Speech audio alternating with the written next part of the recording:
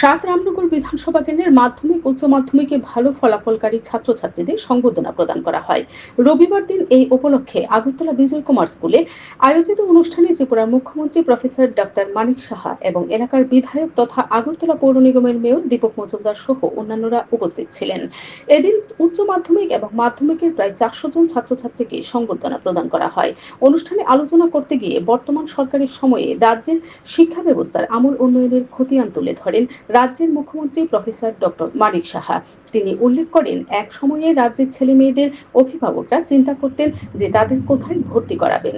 বর্তমানে রাজ্যের central university থেকে শুরু করে নার্সিং, ফিশারি, ডাক্তারি কলেজ রয়েছে।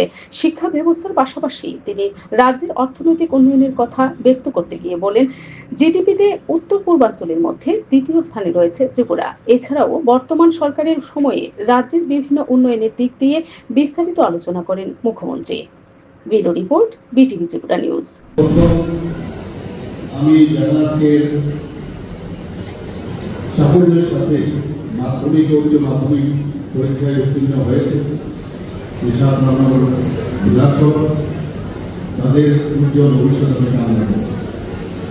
এখানে বিস্তারিত আলোচনা করেছেন এবং আমিও তাদের সাথে এক হয়ে আমি বলব যে আজকের জেলার ছাত্রছাত্রী তারাই আগামী দিনে এই রাজ্যের ভবিষ্যৎ এবং আমাদের ভারতবর্ষের ভবিষ্যৎ।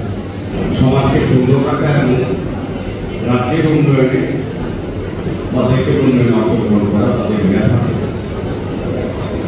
তো আমাদেরও যারা শহরবাসী বা আমরা যারা এই বিধানসভা রাজ্যবাসী আমাদেরও প্রত্যাশা থাকে ছাত্রছাত্রীদের অভিভাবকের মধ্যে তারাও রাজ্যের সম্পর্কে ব্যবহার করে তাদের মেধাকে রাজ্যের উন্নয়নে এক চেষ্টা করার ক্ষেত্রে তারা অংশগ্রহণ করবে ভবিষ্যৎ।